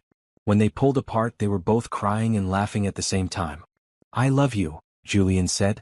I love you so much it terrifies me. I love you too. And I'm choosing to believe this is real and lasting and forever. It is. I promise you it is. They held each other in the studio as the sun set outside, painting the sky in shades of orange and pink and gold. And for the first time since Marcus died, Gabrielle let herself believe in fairy tales again. Not the sanitized versions where everything is perfect, but the real ones where people make mistakes and face challenges and choose each other anyway. Those were the fairy tales worth believing in. Those were the ones that lasted. 3 days after the engagement, Zuri had the nightmare that changed everything. Gabrielle heard her daughter's screams from across the hall and ran to her room, Julian close behind. They found Zuri sitting up in bed, tears streaming down her face, her small body shaking with sobs. "Baby, what's wrong?" Gabrielle pulled Zuri into her arms, rocking her gently. "He's leaving. He's leaving like Daddy left. I can see it. I can see him going away." "Who's leaving, sweetie?" Julian crouched beside the bed, his voice gentle but concerned. You're going to leave us. You're going to go away and never come back." "Zuri, I'm right here. I'm not going anywhere." "But you will. Everyone goes away. Daddy went away. We had to leave our old house. Mrs. Patterson went away. Everyone always leaves." Gabrielle's heart broke at the fear in her daughter's voice. "Zuri, Julian isn't going anywhere. We're getting married. We're going to be a family forever." "No." Zuri pushed away from her mother and looked at Julian with eyes too old for a 6-year-old. "You're sick. Like Daddy was sick before he went away." Julian and Gabrielle exchanged confused glances. "Daddy wasn't sick, baby," Gabrielle said gently. "He was in an accident. But before the accident, he was sick and he didn't tell you. I heard him on the phone. He was talking to the doctor about tests and medicines and not telling Mama because he didn't want her to worry." The room went very still. Gabrielle felt her world tilt sideways. "What are you talking about?" "Daddy was sick. A few weeks before he died. I was supposed to be asleep, but I heard him in the kitchen late at night. He was crying and talking on the phone. He said he had to go for more tests. He said he didn't know how to tell you he might be really sick." Marcus was sick? Gabrielle couldn't process this. "But he died in a car accident." "I know. But he was sick before that. And Julian is sick too. I can tell. He has the same smell Daddy had when he was sick. The medicine smell. And he touches his chest sometimes like it hurts. And he's tired a lot even when he pretends he's not." Julian's face had gone pale. "Zuri, what kind of smell?" "Like the hospital. Like chemicals and soap and something else. Something wrong. Daddy smelled like that for a few weeks before he died. And you smell like it now." Gabrielle turned to Julian, her heart hammering. "Julian? Is there something you need to tell me?" He stood up slowly, his expression carefully neutral. "I don't know what Zuri thinks she's detecting, but I'm fine. Healthy. I had a complete physical 3 months ago." "Show me the results," Gabrielle said, her voice harder than she'd ever used with him. "Gabrielle? Show me the results, Julian. Right now." The silence stretched between them. Zuri watched with those big, knowing eyes while Gabrielle and Julian stared at each other. Finally, Julian sat down on the edge of the bed, his shoulders sagging. "I didn't want to worry you," he said quietly. "Not until I knew for sure." Gabrielle felt her stomach drop. "Knew what for sure?" "I've been having chest pains. Shortness of breath. My father died of a heart condition, so I've been seeing a cardiologist. They found an irregularity. I'm scheduled for more tests next week to determine if it's serious." "And you weren't going to tell me?" Gabrielle's voice cracked. "We're engaged, Julian. We're planning a life together. And you were going to hide this from me?" "I didn't want to hide it forever. I just wanted to know what I was dealing with first. If it's nothing, there's no reason to worry you. If it's something serious, I wanted to have a plan before we talked about it. That's not your decision to make alone anymore. We're partners. That means sharing the scary things, not just the good things." "I know. You're right. I'm sorry." Zuri started crying again, soft sobs that shook her whole body. "See? I was right. He's sick. He's going to go away like Daddy." Julian pulled Zuri onto his lap, holding her close. "Listen to me. Yes, I have some health concerns. But I'm not going to die. My father lived with a heart condition for 20 years after his diagnosis. Modern medicine is incredible. And I promise you, I will do everything possible to stay healthy and stay with you." "You can't promise that." Daddy couldn't promise it either. "You're right. I can't promise I'll never get sick or that something won't happen to me. Life is unpredictable. But I can promise that I'll be honest with you from now on. I can promise that I'll fight as hard as I can to be here for you and your mama. And I can promise that even if something happens to me, you'll always be taken care of. Always. That's not the same as having you here." "I know, baby. I know." They sat together on Zuri's bed, the three of them holding on to each other while the truth settled around them like a heavy blanket. Gabrielle's mind was spinning. Marcus had been sick? Had hidden it from her? Had died before she could even know he needed help? And now Julian was potentially facing health issues too? "Why didn't you tell me about Marcus?" Gabrielle asked Zuri gently. "Why didn't you say something after he died?"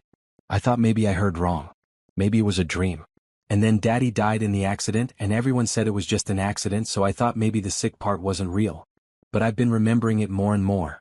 When I'm around Julian, when I smell that same smell, I remember Daddy's voice on the phone. I remember him crying. I remember being scared. Oh baby. Gabrielle held her daughter tighter. I'm so sorry. You've been carrying this alone for 2 years. Is that why I followed Julian? Zuri asked. Because I smell the sick smell and I'm trying to keep him from going away like Daddy? Am I trying to save him?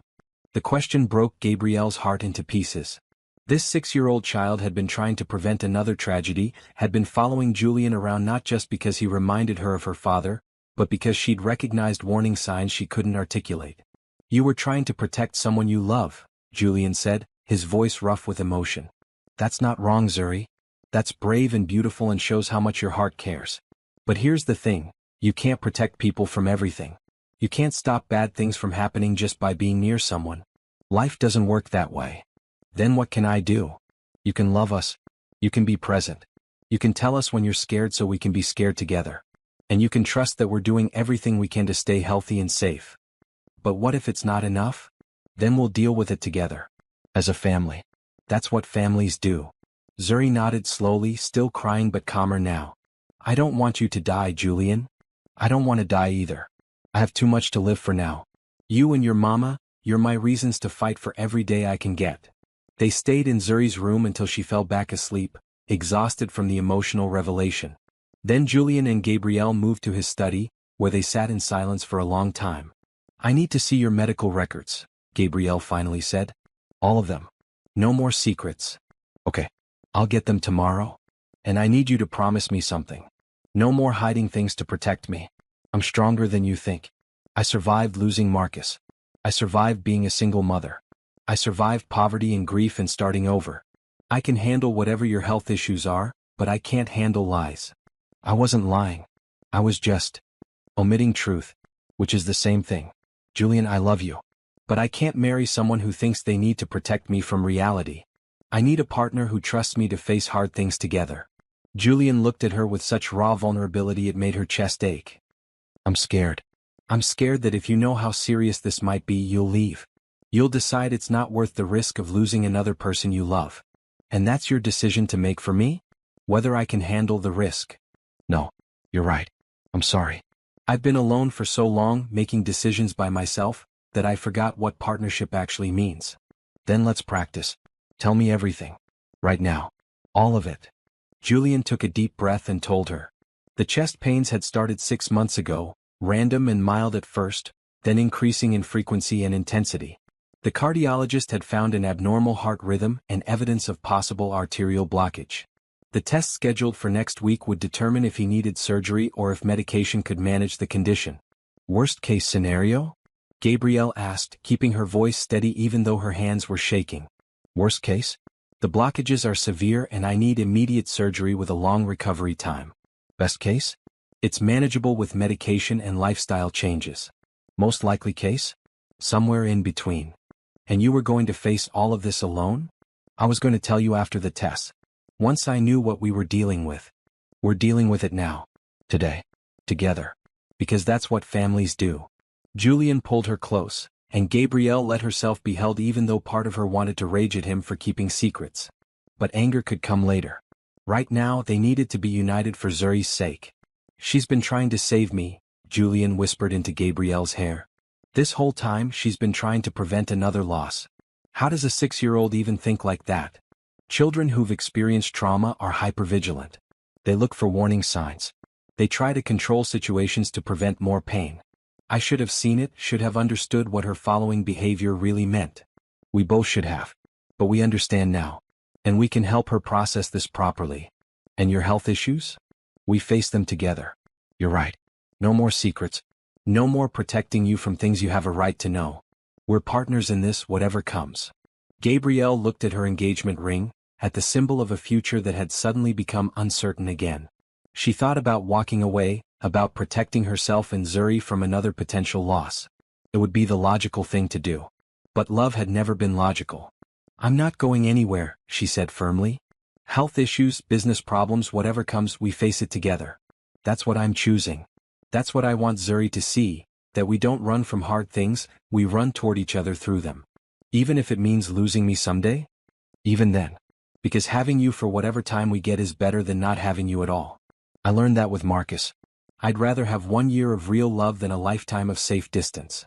Julian kissed her forehead, her cheeks, her lips. I don't deserve you. You absolutely do. Now let's go make sure Zuri knows we're both here, both committed, both fighting for this family we're building. They returned to Zuri's room and climbed into her bed on either side of her, creating a protective circle around the little girl who'd been trying so hard to protect them. Zuri stirred in her sleep and reached out, one hand finding Gabrielle's, the other finding Julian's. We're here, Gabrielle whispered. All three of us. Together.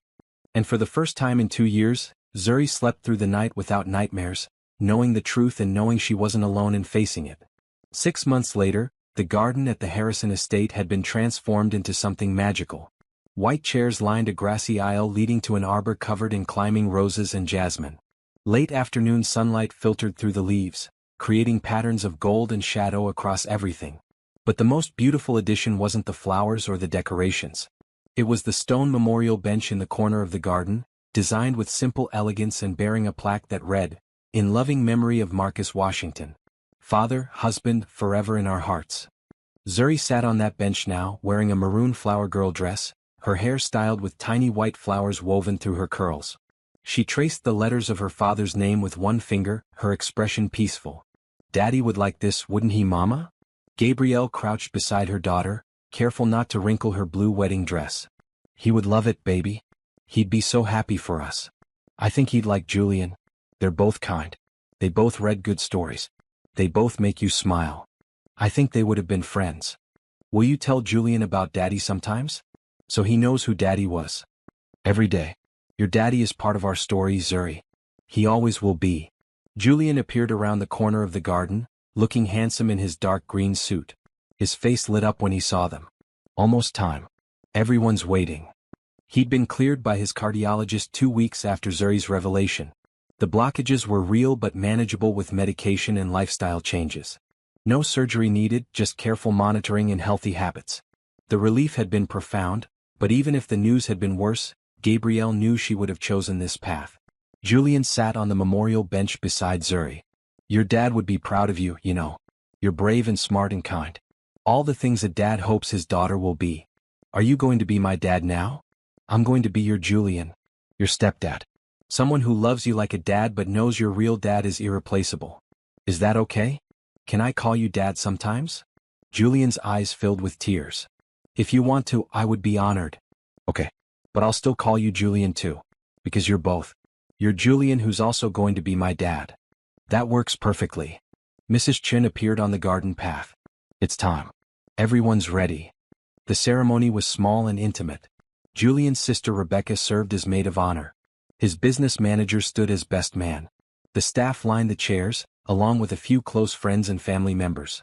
But the most important person sat in the front row. Zuri holding a basket of rose petals and grinning from ear to ear. The officiant was a woman Julian knew from one of his charity boards, warm and genuine. She smiled at the gathered guests before speaking. We're here today to celebrate the joining of two people who found each other against all odds. Julian and Gabrielle's story isn't a fairy tale. It's better than that. It's real. It's honest. It's built on choosing each other every day even when things are difficult. Gabrielle and Julian stood facing each other, hands clasped, eyes locked. The past 6 months had been full of doctor's appointments, therapy sessions for Zuri, and difficult conversations about money and power and how to build an equal partnership when everything about their situations was unequal. But they'd done it. They'd navigated every obstacle by remembering that kindness, hope, and love had to lead. Julian, do you take Gabrielle to be your wife? To love and honor her, to be her partner and friend in health and sickness, in wealth and poverty for all your days? I do. Absolutely and completely. Gabrielle, do you take Julian to be your husband? To love and honor him, to be his partner and friend in health and sickness, in wealth and poverty for all your days? I do. With my whole heart. Then by the power vested in me, I now pronounce you husband and wife. Julian, you may kiss your bride. They kissed to applause and cheers, and when they pulled apart, Zuri was standing beside them, having abandoned her seat to be part of the moment. Can I kiss too? She asked. They laughed and both bent down to kiss her cheeks, the three of them wrapped in an embrace that felt like coming home.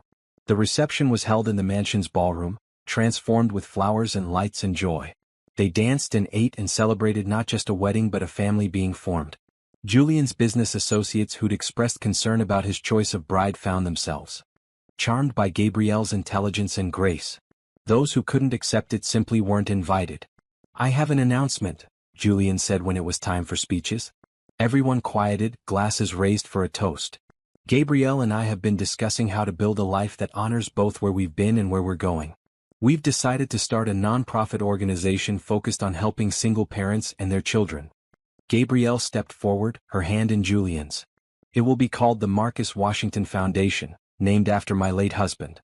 We want to provide housing assistance, job training, childcare support, and mental health services for families facing the same struggles I faced after losing my partner. No one should have to choose between keeping a roof over their children's heads and taking time to grieve." The room erupted in applause. Rebecca was crying openly. Mrs. Chin dabbed at her eyes with a handkerchief. "Additionally," Julian continued, "I'm stepping back from the daily operations of Harrison Hotels. I'll remain majority owner and chairman of the board, but I'm hiring a CEO to handle the day-to-day business. I want to spend my time with my family and building something that actually makes a difference in people's lives." More applause, but Gabrielle could see the surprise on some faces. Julian Harrison, the workaholic billionaire, choosing family over empire? It was almost unthinkable. But it was real. They'd discussed it for months, weighing every option. In the end, Julian had been clear. He'd spent too much of his life building wealth and not enough building meaning. He wanted the second half of his life to be different. That evening, after most of the guests had left and Zuri was asleep in her room with Rebecca watching over her, Gabrielle and Julian walked through the garden together. She was still in her wedding dress, he was still in his suit, and the moon was bright overhead. "Happy?" Julian asked. Deliriously. "You." "More than I knew was possible. I used to think happiness was closing a good business deal or seeing my hotel succeed. I had no idea what I was missing." They stopped at Marcus's memorial bench. Gabrielle ran her hand over the smooth stone. "Do you think he'd approve? Of us?" "I think he'd be grateful someone is loving and protecting the people he had to leave behind. I think he'd want you to be happy." "I'm happy. But I also miss him." "Is that strange?" "Not at all. Love doesn't disappear just because someone dies.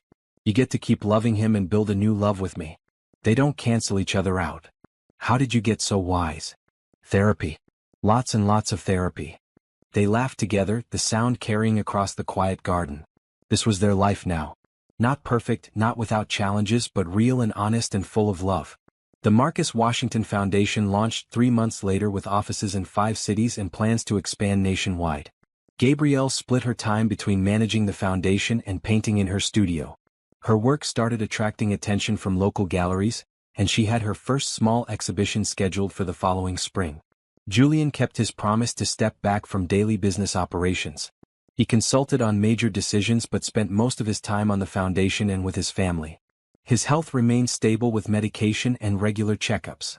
He'd even started running with Gabrielle in the mornings, determined to stay as healthy as possible for as long as possible. Zuri thrived. She started at a prestigious private school where she excelled in everything from math to art. Her nightmares became rare, her anxiety manageable.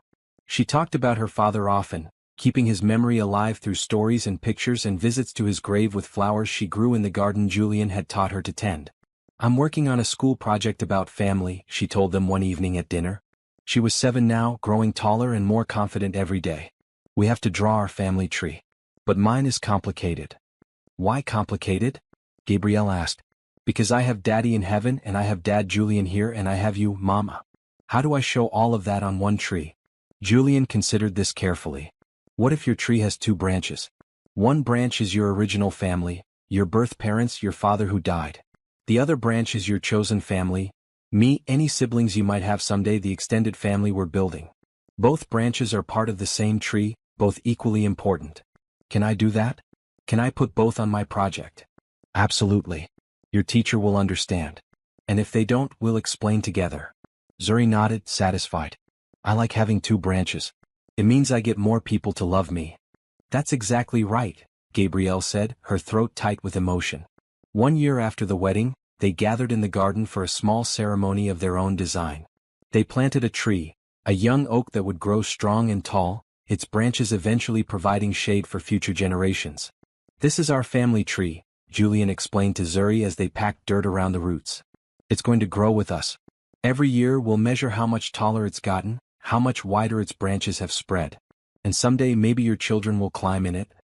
Will Daddy be part of this tree too? Zuri asked. His memory is part of it. Every good thing he taught you, every way he loved you, that's growing in this tree's roots. He's part of what makes our family strong. They stood together as the sun set, three people who'd found each other through grief and loneliness and chosen each other through courage and love. It wasn't the ending any of them had planned. It was better. It was real. What should we name it? Gabrielle asked. The tree needs a name. The Hope Tree, Zuri said immediately. Because it's about hope. Hope that sad things can get better. Hope that new families can grow. Hope that love doesn't run out even when people die. The Hope Tree, Julian repeated. Perfect. And it was perfect. Not in the way fairy tales are perfect, with every problem solved and every ending happy. But perfect in the way real life can be when people choose kindness over judgment, love over fear, and hope over cynicism. They had their struggles. There were days when Gabrielle felt insecure about her place in Julian's world. Days when Julian's health issues scared them both. Days when Zuri grieved her father so intensely it hurt to watch. Days when money and privilege and power created tensions in their relationship. But they faced those days together. They talked through problems instead of hiding from them. They went to therapy individually and as a family. They built something honest and strong that could weather whatever storms came. 3 years after the wedding, Rebecca called with news that changed everything again. Julian, I'm pregnant.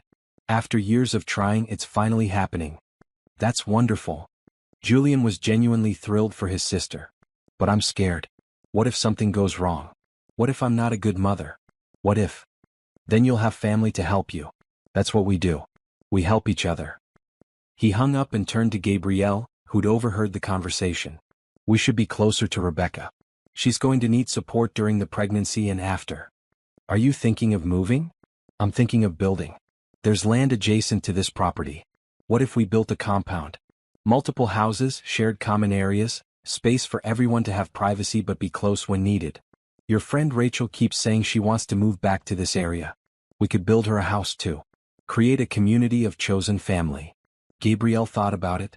The idea of having her best friend nearby, of watching Julian's sister raise a child with their support, of building something bigger than just the three of them. I love it. Let's do it. The compound took 2 years to build. 3 houses arranged around a central courtyard and garden. Julian and Gabrielle's main house. A smaller house for Rebecca and her growing family. A guest house where Rachel eventually moved with her 2 children after divorcing her husband. It's like a village, Zuri said when it was finished. She was 10 now, on the cusp of adolescence but still young enough to be excited about having cousins and friends so close by. It's better than a village, Julian corrected. It's a family we chose. Every single person here chose to be part of this community. The Marcus Washington Foundation expanded to 12 cities.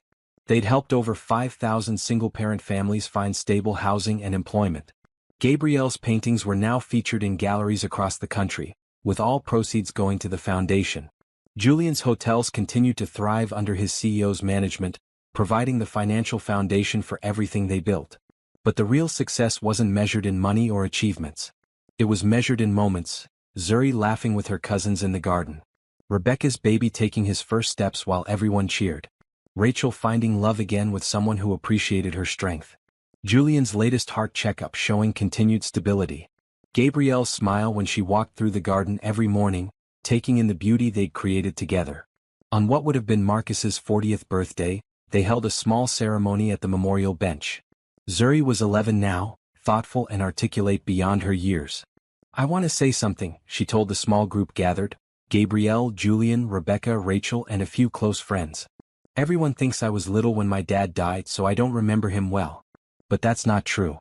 I remember lots of things. She pulled out a notebook filled with her own handwriting. I've been writing down memories before they fade completely. I remember how Daddy sang in the shower. Really badly, but he didn't care. I remember how he made up silly stories at bedtime where I was always the hero. I remember how he taught me to ride my bike even though he was scared I'd get hurt. I remember he loved Mama so much that sometimes he'd just look at her and smile for no reason. Gabrielle was crying. Julian held her hand tightly.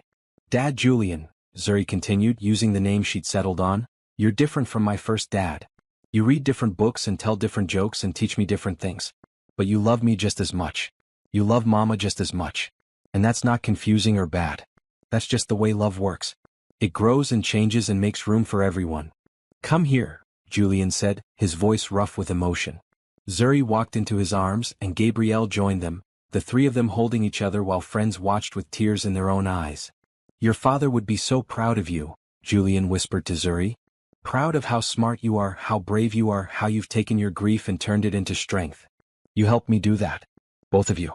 You showed me that sad things don't have to be the end of the story. They can be the middle and the end can still be happy. That night, after everyone had gone home, Gabrielle and Julian sat in their bedroom overlooking the garden. The hope tree was tall now, its branches spreading wide, its leaves rustling in the evening breeze. Do you remember that first night? Gabrielle asked. When you found Zuri in your study at midnight? I remember thinking my life was about to get very complicated. It did get complicated. Best complication I ever experienced. You know what I was thinking that night? I was thinking this little girl was going to teach me something important. I just didn't know what yet. What did she teach you? Julian considered carefully. That family isn't about biology or status or any of the things I thought mattered. It's about who you show up for. Who shows up for you. Who you choose to love even when it's hard. Who chooses you back. And what did I teach you? Gabrielle asked with a slight smile. That being vulnerable isn't weakness. That accepting help isn't failure. That love isn't something you earn through achievement, it's something you receive through grace. And that sometimes, the person you least expect to change your life completely is the one who changes it most. Pretty profound for a guy who started out just wanting someone to make his house less lonely. I wanted so much more than that. I just didn't know how to ask for it. Didn't know it was possible. Gabrielle leaned her head on his shoulder, looking out at the life they'd built. Do you think we would have found each other if Zuri hadn't started following you around? I like to think so. But maybe not as quickly. Maybe not as deeply. She was our catalyst. Our little matchmaker who didn't even know that's what she was doing. She was trying to save you. Turns out she saved all of us. They sat in comfortable silence, watching the stars come out above the garden. Somewhere in the house, Zuri was probably still awake, reading by flashlight under her covers. Something's never changed. The girl who'd followed a billionaire through his mansion now followed her own curiosity through books and ideas and dreams. Julian? Gabrielle said softly. Oh, thank you. For what? For seeing us. For choosing us. For building this beautiful, messy, perfect life with us. For being brave enough to let yourself love again. Thank you for the same things. And for teaching me that hope isn't naive. It's courageous.